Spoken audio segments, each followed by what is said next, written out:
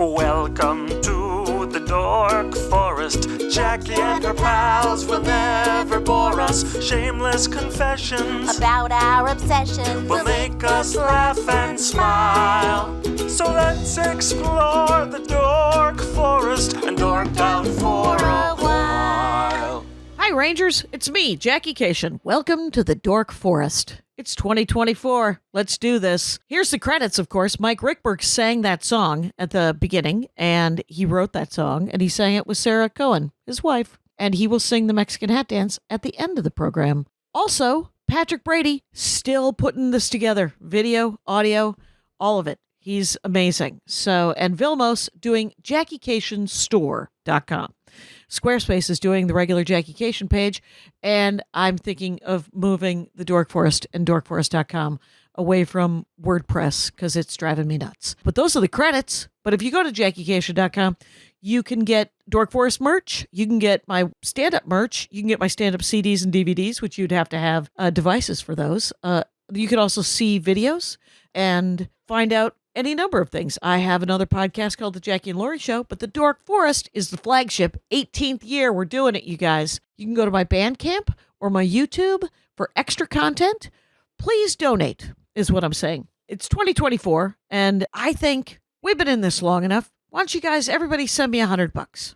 That's what I'd like you to do. You can PayPal me. There's links all over the pages. You can Venmo me at Jackie Kashian. You can find me at a stand-up show and hand me a sweaty wad of 20s. Do something. But I love doing the show. I would love to make some money, is what I'd like to do. In other news, I'm sure there's more things that I should talk about, but I can't think of them. But let's listen to who's going to dork out about something, because that's my favorite part. Thanks for listening, you guys. You're all great. Let's get into the show. Hey, it's me, Jackie Kashian, sitting in this room now of my home. Rangers, I'm here with a podcaster, a guy. I don't even know, Paul. Do you do stand-up? I don't do stand-up. I very briefly dipped my toe into it in college, and then I realized that I like to go to bed early, and it's not for me. Interesting. Well, then you'll be happy to know that Maria Bamford has instituted 8 a.m. shows are fine. Oh, you know what? Right. That's perfect for me. Right. Just knock it out, and then she gets to nap all day. It's nice. Yeah. By the way, I'm talking with Paul Caiola, and that name is spelled in a very Italian fashion, Caiola. But Paul Caiola has a podcast called That Aged Well. And if you go to @thatagedwell on Instagram or thatagedwell.com, you'll get to find out it's media stuff, right? It's like movies and TV or just movies? Mostly movies, some TV. Every once in a while we'll do like a music video for fun, but we're both kids of the 80s, so we watch mostly movies and TV from the 80s and 90s, and we talk about how well it's aged and the fact that we still love it, even though, oh my God, have you seen 16 Candles recently? It's horrifying. Oh my God, it's so painful. Yeah. I don't know whose idea that was, but I'll tell you what it was. It was an idea that was left over from Porky's. Yeah. And they're like, let's somehow make Porky's more palatable for almost somebody's mom. Yeah. Anyway. Yeah. Mm-hmm. It's when John Hughes boasts about, I wrote the script in a weekend. And it's like, maybe a second draft could have helped. I did not know that. That actually, it sounds vaguely familiar, but I don't think I had heard that in a while. It does feel very one draft. And then, he's like, the thing with the grandma's funny. Mm-hmm. The thing with the underpants. And you're like, a lot of things aren't funny. A lot of things 30 or 40 years later were like, okay, did you get help or what happened? And I don't know how he could have fixed that. The Breakfast Club is almost like, did you do the, I don't know why, but we're going to weed off here and I'm going to talk about my favorite. That's fine. Because he did that one too, didn't he? He did The Breakfast Club. The Breakfast Club is much, 16 Candles has like some real stuff in it. The Breakfast Club, I think, is more just like normal 80s uncomfortableness. Yeah. Yeah. Just as opposed to like the Asian guy, I think, was in 16 Candles too, wasn't he? Yep. Holy hell, in a handbasket. The date rape where they just give her to him. 16 Candles. Yes. Yeah. And then we wonder that guy turned out to be kind of a roided up douche nozzle. Yeah. Shocking no one. Yeah. I have a theory about actors is that they're not really acting. There's a part of them that exists. Nicole Kidman, whore with a heart of gold. There you go. That's you know what? It's true. I think. Did you watch that show that she did, the Perfect Couple show? No. What was it? Fiction? It's this. She's like the rich couple with Leah Schreiber in the Hamptons, and spoilers for The Perfect Couple on Netflix. It came out like a year ago. But at the end, she's playing this very prim, proper Nicole Kidman woman, and at the end, she has to admit that she was a prostitute. When she was younger, and the way she says, "I was a prostitute," like in a half Hamptons, half Australian melange of an accent. It's so fantastic. It is kind of amazing. Yeah. I realized it when she was in that Baz Luhrmann musical thing. Moulin Rouge. I was like, oh, I don't think this is acting. Yeah. And it certainly wasn't when she coughed up blood. That wasn't acting at all. That was her just weirdly coughing up blood. That was She wasn't. But okay. But what I do love, Paul Caiola of that Aged Well podcast, is that we're going to talk a queer book series, or just queer books, I guess, right? Yeah. Is it YA stuff? Is it adult stuff? Is it all? I took a whole selection of the different stuff that I read, because I didn't know what your taste ran to, so I wanted to give you options as to what you might like or what you might not like. Sure. Yeah. It's I read I read some craptastic romance novels, and Yeah. Can I tell you? I've read romance novels in the past. I don't know if you're aware of this. There is a subset of gay romance novels that are written by women, be they straight. I don't know what their sexualities are, but they're about men. But about male couples, and I never read them much in the past because they were always. They're a little silly, and they're someone's fantasy, and that's great. I'm not judging anyone for what they like, but it wasn't for me. It wasn't what I went to books for. No, and it wasn't really written for you. Exactly. Great, no problem. And then something happened in November of this past year. I can't quite put my finger on it, and I found myself reading those books because they were so. I think they lacked so much verisimilitude in every possible way that they were just like an escape, and they were funny. They're like this is not how men's bodies fit together. And wow, the physics wasn't right. Interesting. Yeah. It actually makes sense because women have no idea how their own bodies work, because we're consistently being hidden. Nobody really wants to tell us, and they don't want to do any research. So when we get with men, it's all being done not to us, but sort of at us. And kind of like when someone sings at you and you didn't ask them to, and you're like, this feels I don't know how this. I can't read music, but look, you're singing at me. Yeah, and so it's. So I don't, so I get that. But I was going to say that I once inadvertently read, because my craptastic choice of choice is Regency romances set supposedly during Napoleonic times. And there are quotes all over that. Yeah, of course. Very specific. We're talking 1798 to about 1820. That's it. Well, I'll read almost anything, but those have always been. But if I see one of those, I'm like, oh, I'm in, top hat. Yeah, it's they have the veracity of a Bridgerton, essentially. Yes, absolutely, is exactly in my wheelhouse. But so the one I picked up at a CVS in North Hollywood, where everything was locked up, but this book. I bought this book, and it turns out it was a Waterloo. It was a Napoleonic War. And it was a story of a trans woman. Oh, wow. Yeah.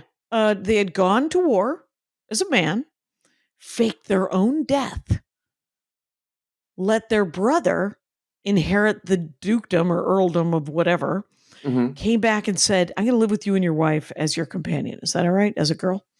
And the brother was like, I get cash and prizes and get to be Lord what? Sure. Yeah. Do whatever you want. And Wow. That's yeah, great. and That's then so cool. it was pretty cool. It also was not written for me, but Right. but I liked, you know what, so the sexy parts were not for me. But the story was awesome because the love story was um she she falls in love with her soldier buddy who she had gone to school with and grown up with and always been in love with. They went to war together. Mhm. She faked her death and came away. And that guy was always like, man, I miss my buddy. And if only I could get him back in any form. somehow, I would take it. in I would any accept form, I would love anything. that. Exactly. And then they get married at the end of it and no doubt adopt. So Now, why do you say that lacks verisimilitude, Jackie? It sounds like this sounds like a historical something that definitely right, it was taken happened. from diaries, actual diaries. Okay. I actually, the stories of the trans people that I've read about in history are pretty extraordinary, right? Yeah, they're Have incredible. you ever read some of that? They live as men their entire lives, and then they're buried, and you're like, wait a minute. Yeah, And that documentary that came out. Oh, I'm not going to remember it, about the trans woman who she was in charge of the cars. It's on Netflix. She invented a car, or she invented something for a car. I cannot remember the name of it, but it was a great documentary about like her whole, like she lived her life honestly, and people just kind of dealt with it. It was just kind that's of it. Yeah, I mean, I'm sure it wasn't easy. I don't mean to make it sound like it was, but yeah, it was the thing. And she was kind of a scam artist too, and she was just fascinating. Well, I bet she was a real charmer, which is what you will get away with. You will get away with anything you damn well please if you could somehow trick people into liking you anyway. If you like ever played Dungeons and Dragons, I feel like the actual smartest people in the world are the ones who get all of their bonus points on charisma. We all think it's like strength or intelligence. No, it's charisma. You get away with anything if you have charisma. Paul, yeah, I played Dungeons and Dragons. I'm actually. I knew you had. I was, Yes. Okay. There we go. But I will say I'm actually doing a joke about how, I want to fight the bad guys. Yeah. But I didn't buy any levels in Fighter. I bought them all in Bard. Of course. And so I'm all charisma and wisdom. And very little strength and dex. So, but you know what? The court jesters, as I would call myself, are also. We have to inspire the fighters to keep fighting. We are here to make them laugh, to give them escape when they need it. Can I tell you? I was at the gym. This was years ago. I was at the gym because I haven't been to the gym in years. But I was at the gym, and this woman was on the treadmill next to me, and she was talking about how she owned the Cat Cafe in Brooklyn. And I said, oh, wow. My husband, if you ever see a tall Indian man in the window with kind of his nose pressed up against the window, that's my husband. He loves cats. We have one, but I won't let him get any more. And she said, oh, yes, it's my escape. I love doing it. And I just kind of, without thinking, said, oh, what is it your escape from? And she said, oh, well, I'm a social worker and I help women who have been sold into sex slavery recover. And I was like, oh, yeah. You're gonna want 100 cats. Yeah. How much money do I have in my wallet to give you for your cat cafe right now? Right. Can I just throw? Yeah. Yeah. Oh my God. Yeah. The nightmares I'm having right now are not great, but some of them are kind of funny where, I somehow, while the stormtroopers are wrestling some perfectly innocent person to kidnap them and do horrible things, I steal their wallet. And I open their wallet and I'm like, is money? Is that what you were doing this for? And then I throw it into the crowd. Yeah. And then I throw their wallet in a different direction. And then I'm like, pick. Yeah. Why don't you go figure out where your stuff is? Because I don't like you. Yeah. I don't care for you. And then I somehow cut open the zip ties of the person that have been, and I say, run. He won't do anything to me. I'm a middle-aged white lady. Right. So, and I mean, my days are numbered as well, of course, but whatever. Right. All of our days are numbered. But yeah, we're all on the list. In the dream, we're all on the list, just in a row. Yep. So, in the world of escapism, did you start reading pretty early on, like as a kid? Oh yeah. So my history with reading started very young because my mother was a parent who read out loud to her Right. children. Oh, cool. And so I was like she read Huckleberry Finn, she read all the normal kids So books, did and my then stepmother oh, until there you she go. realized that she was like, "You're 9. Somebody just told me you know how to read." She didn't know anything about children, but she read You've been pulling the Darla wool and over my eyes. I, Tom Sawyer, Huckleberry Finn. She read all Yeah. these books to us. It was great. Yeah, But that was sweet of your mom. Yeah, Yeah. she loved reading to us too. And my sister was 2 years older than me. So I kind of graduated into more advanced books kind of quickly. So my mom read Right? A Tale of Two Cities to us when I was like 7. And What? yeah, and Wow. Madame Defarge. Have you ever read A Tale of Two Cities? No, I have Okay, so not. there's Because I this understand it's character. pretty dense. Yes. It's very dense. I liked it. Some people don't. It's my favorite Dickens novel. I don't like all of Dickens novels, but that one is Okay. I really like.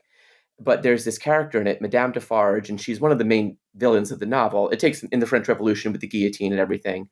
And she's always knitting. And I distinctly remember my mother reading this passage in the book where you realize that what she's knitting is a list of all the people that she's going to murder when the revolution comes. And it like impressed on my brain on some very deep level. Like I've never watched any adaptation of A Tale of Two Cities, but I would imagine if I did and I see that character portrayed well, it will absolutely terrify me to this very day. Right. So yeah, Right. so my mom was reading to me, and then I graduated and I read comic books and I read fantasy novels and I loved all of this stuff and I loved all dragons and wizards and all of that stuff. Sure. All that escapism. I went to college. You stop reading so much in college because you're busy. You have a social life. You're trying to get laid. All of that stuff happens. Yep. And then what happened basically is out of college, I met my husband and he told me I needed to get an e-reader because I wasn't reading as much. And I was like, I don't want an e-reader. I like books. Yeah. I want to buy the books. And he was like, you live in New York. You don't have enough space for all the books that you want to buy. You have to get an e-reader. And also, I want you to read Twilight. And you're refusing to read Twilight where anyone can tell what you're reading. So you have to get an e-reader so you'll read Twilight. Wow, he had a plot. He did.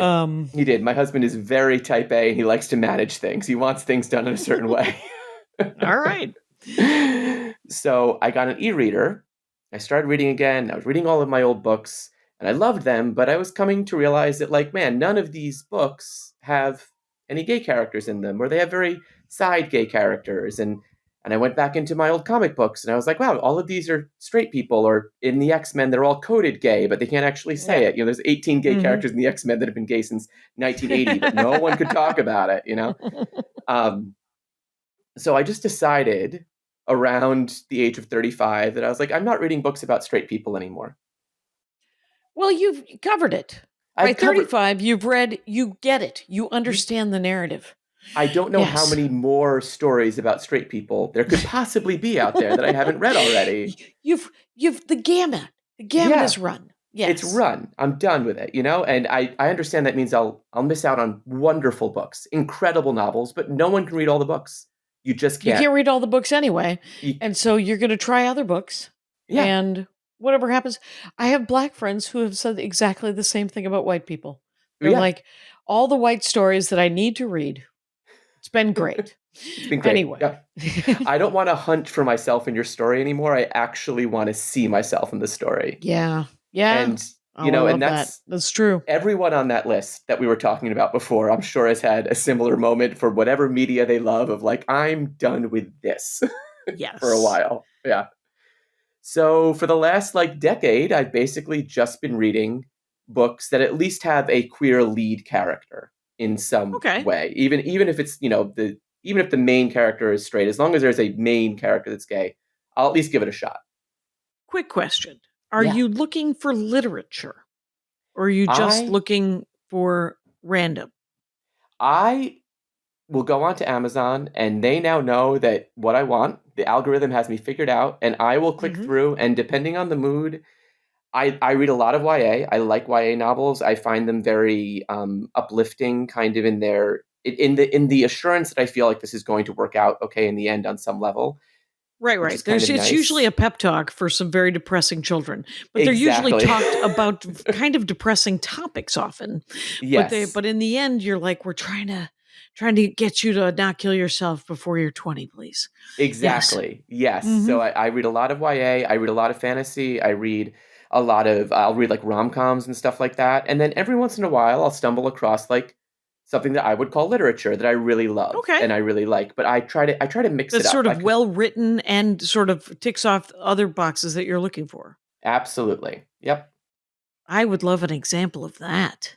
All right. So the example of a literature book, a queer literature book that I think more people should read, is called Aristotle and Dante Discover the Secrets of the Universe.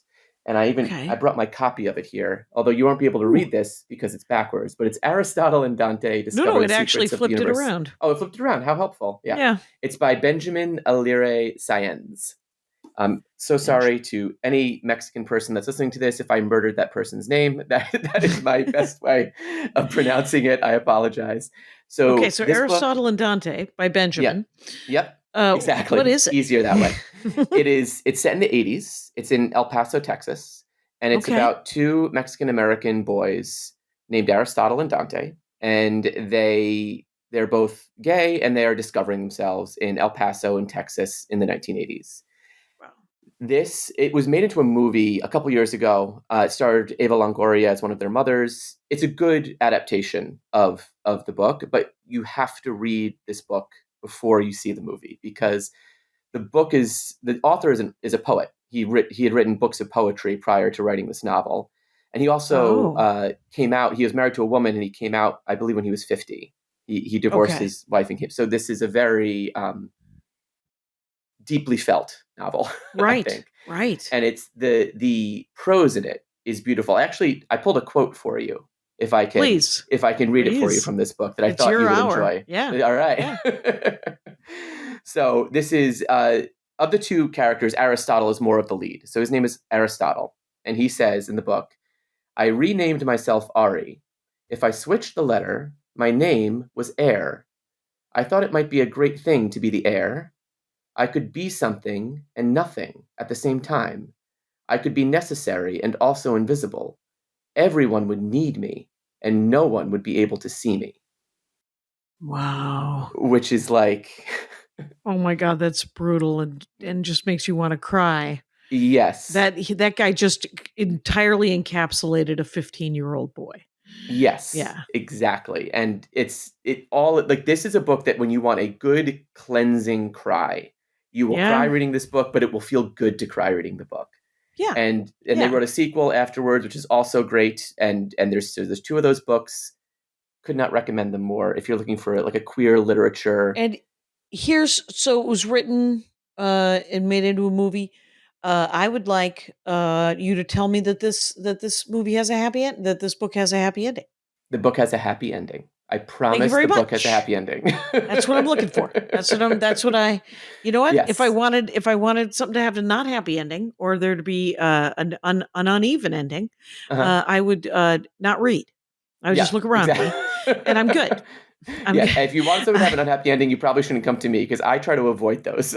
Right. I have the evening news for unhappy endings. I can find something else. I'm surrounded by people that are making terrible life choices. I absolutely do not. I cannot sustain.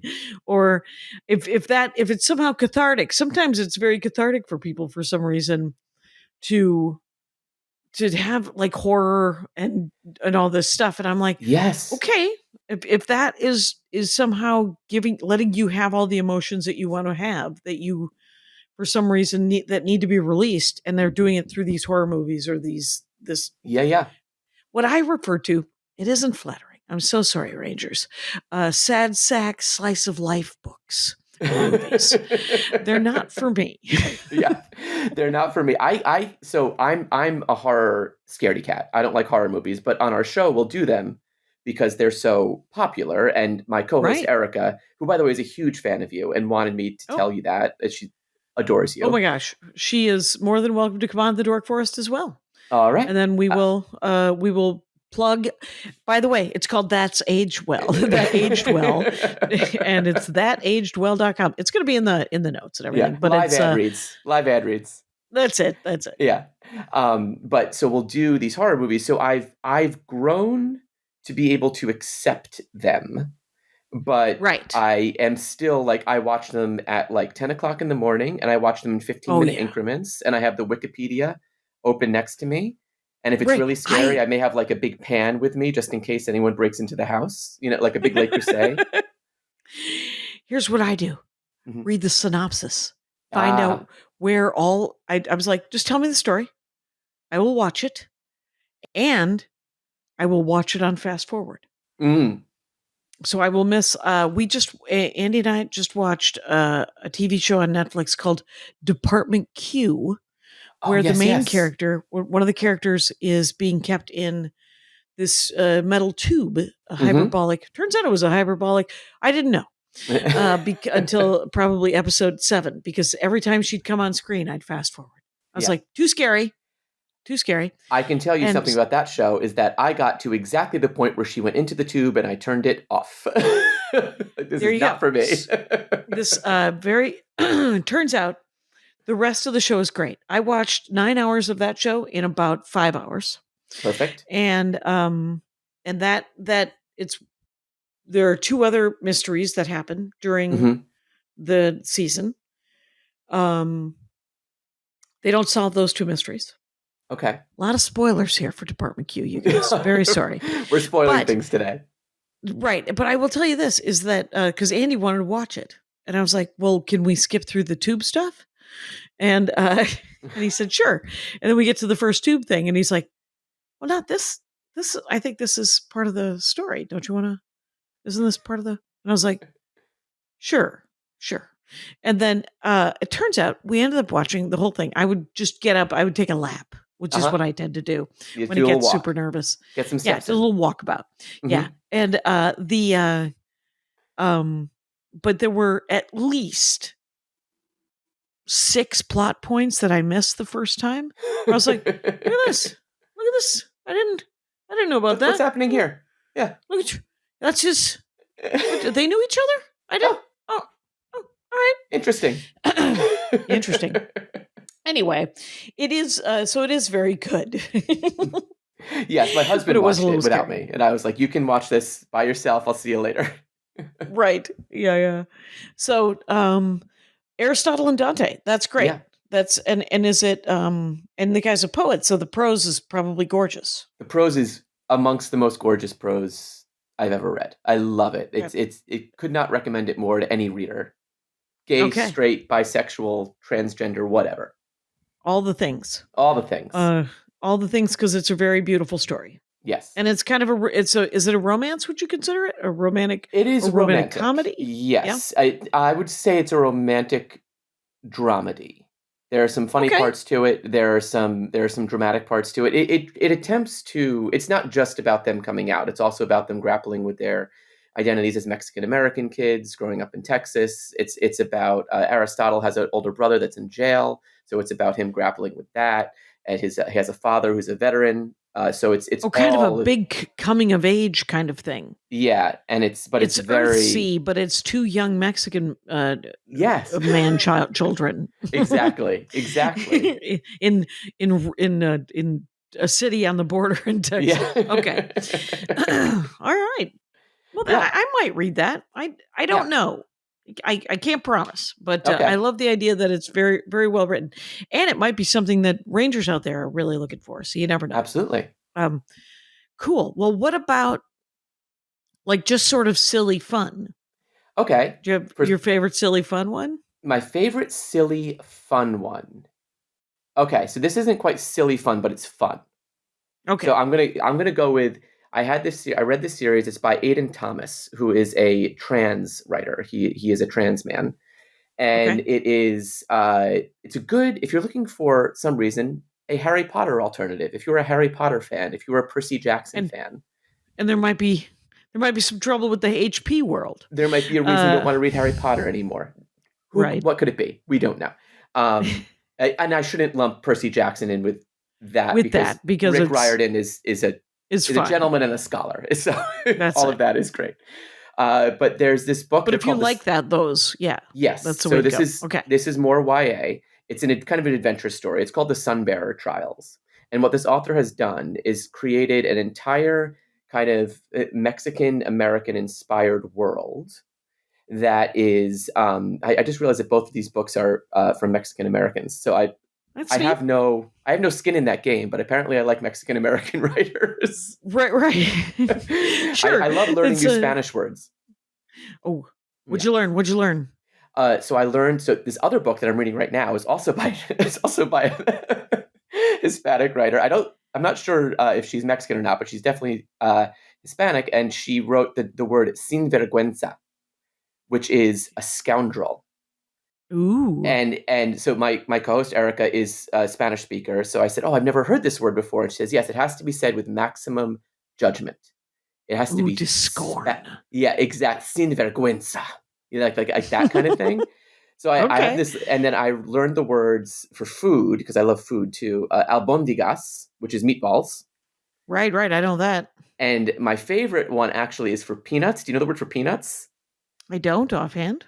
Cacahuetes. Cacahuetes. Cacahuetes. All right. Which is such a fantastic word. It's just fun to say. Exactly. Yeah. You get your mouth around it. You're having a good time. I'm afterwards I'll be learning the word for scoundrel in Spanish because that also seems like a super fun word to say. Absolutely. Like if you have to kind of say it at somebody, you kind of say it under your breath. Right, it's very satisfying. There can be judgment. Exactly. And, yeah. Yes. So what? So the Sunbearer trials. I think. No. Is that where we're at? Okay. Yeah, Sunbearer trials, and then we can go back to the book I'm reading now after that. So yes. So the Sunbearer trials is he creates this Mexican American inspired pantheon of gods. So they're all fake gods, and they're, as gods tend to do, very prolific as far as having children. They all have a bunch of children with mortals. They have a bunch of demigod children. And exactly, gods love getting busy. and it's kind of like a Percy Jackson Hunger Games mashup. It's not as dark as the Hunger Games. It's much more of an adventure story than the Hunger Games. And they, in the first book, they go into this trial. This every 10 years there are these Sunbearer trials, and the lead is the son of the goddess of birds. So he has wings and he can fly, and he's trying to learn how to fly because he's too young. He wasn't supposed to be chosen. Why was he chosen? He has a crush on the son of the sun god. It's all of this stuff. So it's a very fun kind of adventure story with a little romance and a really fun kind of. I love a pantheon. You give me a pantheon of gods. You give me a bunch of houses. I love all that stuff. So I was very into all of this. You're like, you want there to be 9 teams. Yes. They all have their own sort of personality and their own thing. Their own logo. Yes. All right. Yes. All right. I love that. Okay. And I have 2. Yes. No, please, 2 questions. Oh no. It's essentially about those trials. It's about that sort of this gladiator kind of thing. Exactly. The first book is about the trials. The second book, there's 2. The second book is about the cleanup after everything that happened at those trials. And then that's the whole that's the whole series. So the trials go wrong, shall we say. Mm-hmm. And then we have to clean it up. So we clean it up in the second one. Yeah. Now you got to rebuild. Exactly. So there is, I don't know if you ever tried to read The Dragon Riders of Pern. Absolutely. Anne McCaffrey? Yes. Anne McCaffrey. Yes. So those have what I consider to be, I mean, she's writing in 1968, right? Mm-hmm. Till about 1980. And she buys a castle. She buys land. She gets out. I believe her kid starts writing her books. And you're like, stop. Yeah. Anyway, it's a matter of fact, when the Dolphins of Pern, that's when, what I don't enjoy a series. Well, when the series goes so long that beloved characters die of old age, right? you've gone too far. It's too much. Stop writing. Yeah. It's okay. So, say Anne McCaffrey and Lois McMaster Bujold. Did you ever read her? I don't know that one. No. Lois McMaster Bujold is currently writing a lot of fantasy, sort of about magical knives and stuff like that. She's great. But I've only read a little bit of her fantasy stuff. She wrote space opera, one of the greatest space opera series of my life for me. the Vorkosigan series. Okay. And it starts with Cordelia and Errol Vorkosigan. And he's bisexual. And he is from a very militaristic planet that does not accept anything but heterosexuality. Okay. And women as chattel and all of these things. But he grew up there, and he essentially becomes the first book is about them meeting, and she's from an incredibly like the planet of not the crazy sex planet. That's Jackson's Hole, and that is the name of it. Nailed it, Lois. Nailed it. It's called Beta Colony. And Beta Colony, there's a lot of really cool, interesting discussions of because Jackson's Hole, there's no morals. So like there's cloning. So if you want to build a clone of yourself to have sex with that clone, okay. If you want to build a clone of yourself so that you can switch your brain into the brain of that clone, they will raise that clone as a person and then kill him for you. And you can move your brain over. And so there's, Jackson's Hole, not great. Not great. They're willing to do whatever you want, though. Yeah. Very Silk Road. But they're, very, very much so. And so, but that's later. That's because what happens is Errol and Cordelia get together at the and then they have a child but there has been some sort of assassination attempt of Errol Vorkosigan, and she gets hit, and so her child is born with brittle bones and a growth, and they're like, well, you got to kill him. You got to kill the kid. The kid's it's not perfect. We kill babies that aren't perfect. The only option. This is Sparta, after all, like, isn't it? And you can fuck yourselves. And good for her. So, yeah, and so so there's only 2 books with her in it.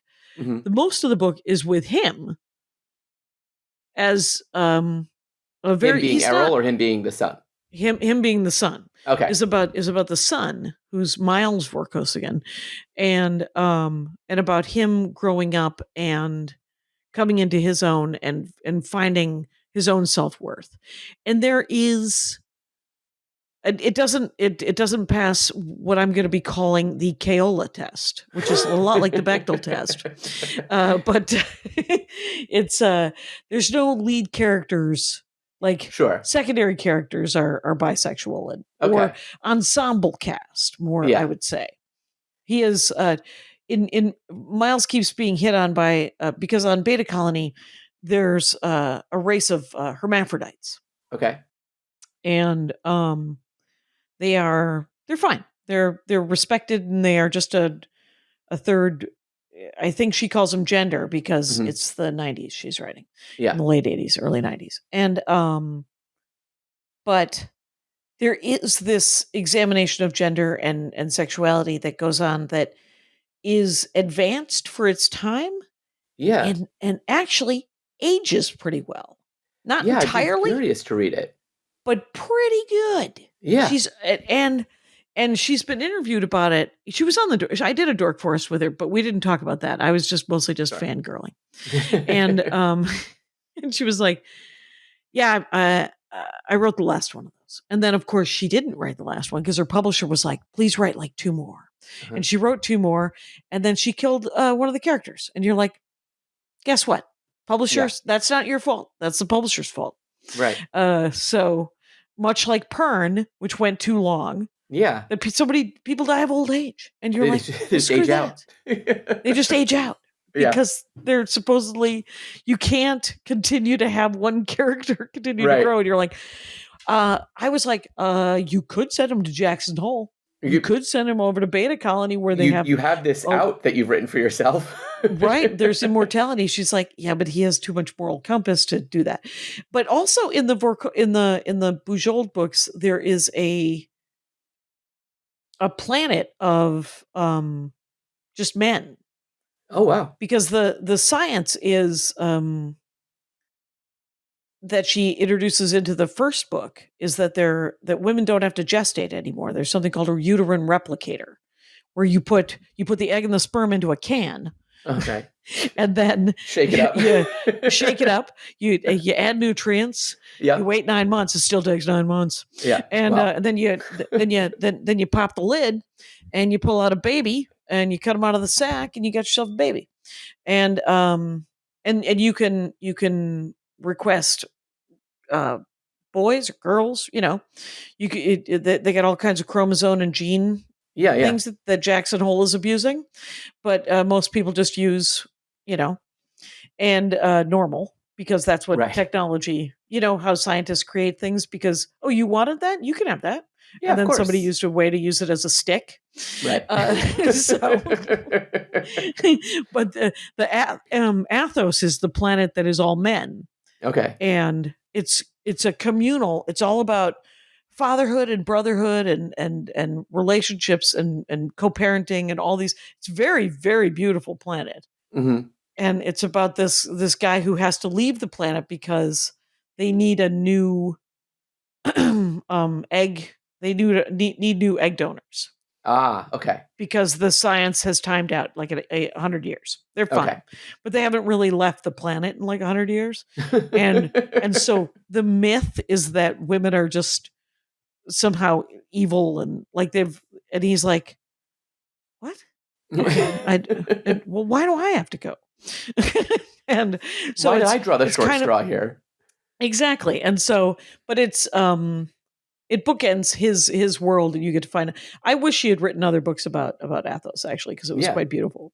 Yeah, it reminds me of another series I read, which was it's called the Tennessee Rousseau series, which was by an author, Lev Rosen, and the first book of it, it's either called King's Legacy or King something. I don't have it in front of me, but in that, he's very interested in like queer history and stuff. So he wrote a riff on Indiana Jones. So he has it basically that Indiana Jones has a gay son who goes adventuring with him. So, and the kid's name is Tennessee, but his father's name is Henry, right? Because it's not Indiana Jones. His father's name is Henry, which, no one knows that's Indiana Jones's real name, right? Right. And he goes adventuring, but he goes adventuring for these like kind of queer artifacts. And the first one he did was for, I'm not going to get this exactly right, the Sacred Band of Thebes, which was a real thing, a real elite fighting force in Thebes that was 300 men. Not the 300, not the Spartan 300. That's a separate thing. This is right. That's they just liked the number 300 back then, I guess. Right. They wanted to get them together in 300s. Yes, and they were couples.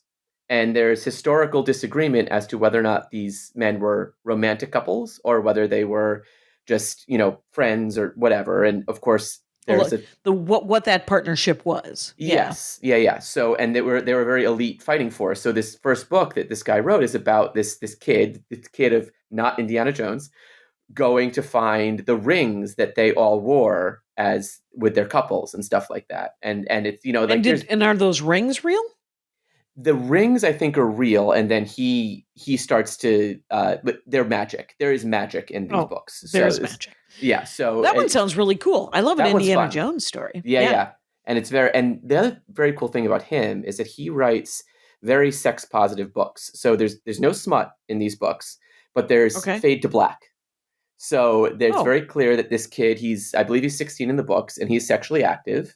He had, and it's treated as very normal, which is very interesting for me, because even when I was growing up, I mean, even straight people didn't have sex in the books that I read growing up because it was, the 80s and 90s. But now he's really writing about, I think, even though there's magic and stuff in these books, he's trying to represent, kids at 16 today a lot of them are having sex. Like it's not a common thing. Plenty of 16-year-olds have sex. Yeah. In an ideal world, they're having sex with other 16-year-olds. Yes, and with protection, yes. with lots of protection in and place. plenty of protection. Yes. And all the consent. Wrap it up. So much Yeah, and consent. all the consent. Oh my God. I will say this about my my sexy times romance novels. Uh-huh. Consent has grown exponentially. There's a lot of I'm going to touch you. I'm going to touch you. I'm going to touch like 3 paragraphs of that until finally you're like, why don't you touch her? Why don't you touch That'd me? be great. I'd love it if you'd actually got this done and touched me. I'm ready for you to touch me. Yes. Oh God. That's funny. And then I was going to tell you about the book I'm reading now, which is a book called When the Tides Held the Moon, which is it's a lot. It's like a historical fiction fantasy romance about a Puerto Rican immigrant in the turn of the century New York. He's a metal worker. And he's very, very skilled at metalworking, but he has asthma, and he has to work in the factories, and it's making his asthma worse and worse and worse. And he's also the only Puerto Rican man around because most of the people there are of Irish descent. So he's very ostracized. He winds up getting kind of commissioned to build this enormous tank. He doesn't know why, but the boss knows he's actually the one that has the skill to do it. So the boss gets him to do it. When you say tank, you're talking about sort of like a silo, like a giant, an enormous fish tank. An enormous glass enclosed fish tank with metal. Oh, interesting. And everything. Okay. So he builds this. He winds up through a series of events. He winds up with this sideshow on Coney Island in turn of the century New York, and the sideshow captures a merman, and the merman goes into this tank. And love is in the air. I'm like 25% of the way through this book, and I'm like, you're gonna freak that fish. You're gonna, I don't know when. I just picture myself as Octavia Spencer in The Shape of Water, being like, Penny, you're gonna freak that fish, right? Like you're gonna. And I gotta say, I'm into it. I'm like, I want him to freak the fish. To be clear, you were on board. I am on board with this book. It's a kind of sweeping epic feel to this one. So it's long. I think it's almost like 500 pages. So it's not it's not an easily digestible book, but it's really beautiful, and I'm really enjoying it. And get this, the author illustrated it, and I have not had a picture book outside of my comic books, which I read all the time, but like a novel with pictures in it that like show you what the characters look like that are going to draw the merman for you, in so long. And she's obviously very talented. Or I believe the author uses they them pronouns. I might be misgendering them. So they are very talented, and they draw these scenes of like this merman and this fish tank and this man sitting in there. It's beautiful. I'm very, very much enjoying When the Moon's Held the Tide. I wonder about the animatronics of that. Like I don't know what's going to happen there. Right. Is it just hand stuff? I don't know. He hasn't freaked the fish yet, but we are headed in that direction, let me tell you. All right. Full speed ahead. Yes. That is fascinating. What comic books are you reading? Mostly the X-Men right now, because I grew Gail up. Simone? I love Gail Simone. Absolutely Uncanny X-Men. Yes. And then that's the one with Rogue and Nightcrawler. And they're in Louisiana. Yeah. Right. And she's the first one to make me care about Gambit. Yes, Congratulations. I never cared about Gambit except as an object of lust, which is, I mean, it's kind of how Gambit cares about himself. He's really good with his hands. Yeah. And it's also hard because she does the accent. Yes. I usually don't like that, and I really do like it. It just feels more real than it did in the 80s, because in the 80s, I love Chris Claremont. I mean, the Mutant Massacre into the Fall of the Mutants into Inferno is perhaps the greatest run of comics ever written, in my opinion. It's certainly in the conversation, I think. Okay, so say that pathway again. The Mutant Massacre into Fall of the Mutants into Inferno is the arc of kind of the X-Men going from Cyclops and Jean Grey and all of those people leave, and Storm takes over, and you have pretty Princess Psylocke in her pink outfit with the ribbons on it, which I loved as a little gay kid being like, ooh, she's wearing ribbons in pink. And you have Dazzler, who's like a pop star on the team, and like and Mystique is around, and Mystique's clearly a lesbian, even though no one can say Mystique's a lesbian, and so like I loved those comics growing up. But yeah, I still read a lot cool. of the X-Men, and I'll read comics with gay characters. So any Wiccan comic I'll read. I'll read a lot of Scarlet Witch comics. Right. That kind of thing. I'm reading the Scarlet Witch. The new run with her and Vision. It's only 2 in, so I don't know if I'm on board. But so far so good. But I So far, really so like good. the previous. Yeah. I really like the previous one. I haven't picked up the new one yet. I have to get that one. Yeah. The previous one was so good with the introduction of that door. And yes, the door little of requirement or whatever it was, a need or right. the last It was door, whatever it was. Of necessity. The last door. Yeah, the door of necessity. Yeah. And the new it seems so the new door. Yeah, so the new run. It seems okay. I'm willing to keep going. I've read 2 and 2 are good, so Yeah. I'm willing to keep it going. And then the other neat. comic I loved growing up, which was I don't know if you ever read the West Coast Avengers, like the original one from the 80s. I read West Coast Avengers, I think from the early 2000s. Okay. So is there a West Coast Avengers from the 80s? From the 80s, has Hawkeye, it has Iron Man, but crucially, it also had, in that time, Hawkeye was married. He was married to a character named Mockingbird. She's kind of a great. Yeah. Yeah. So there's a storyline in those comic books that is about Mockingbird essentially getting date raped.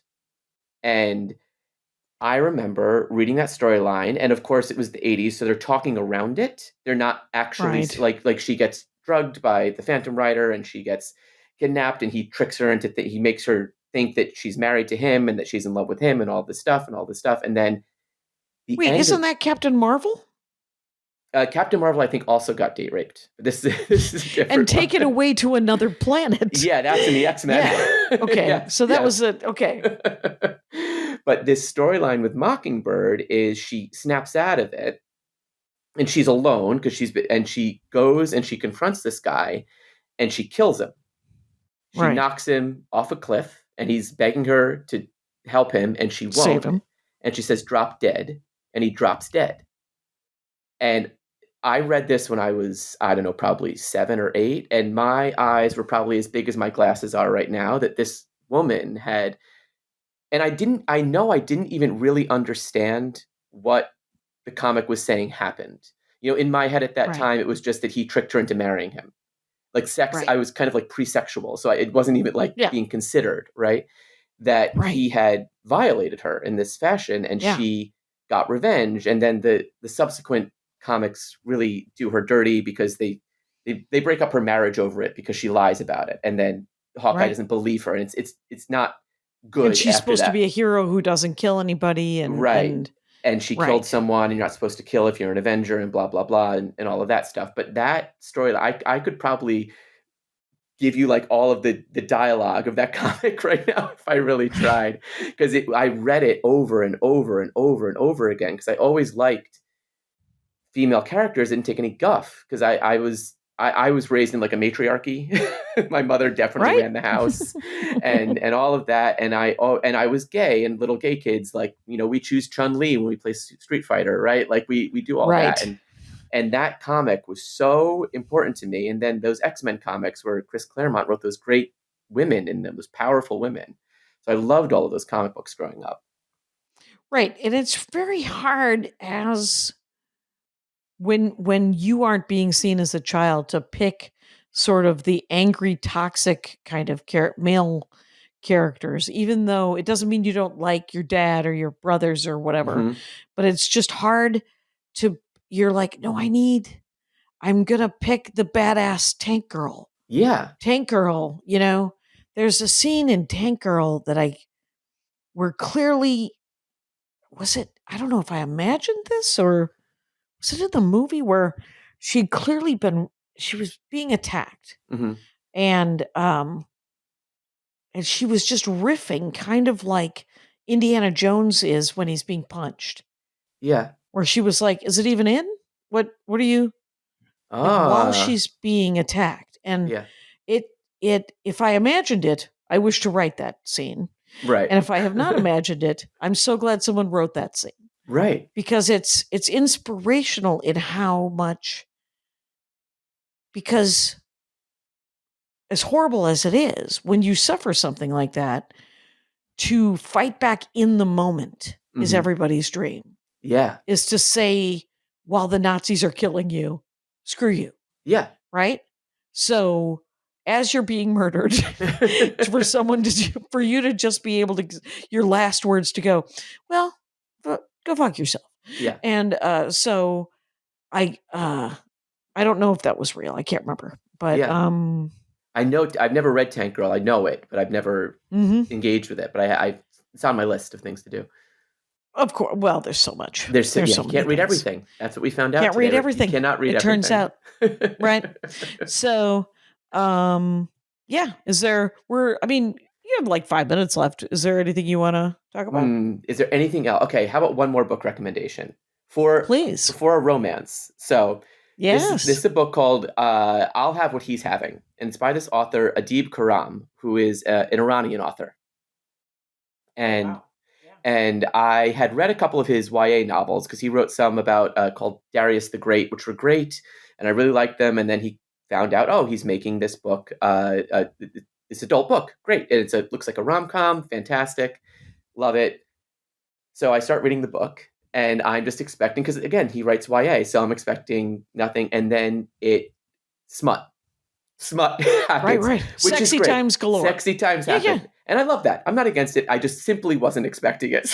Right. It just came out of thin air all of a sudden. Yes, and all the verisimilitude that I was laughing about, like those other books not having. This is being written by a gay man who has experience having sex with other men, who understands certain things. The anatomy. Exactly, yes. and all of that stuff. So it's much more real, and to me, hence much hotter.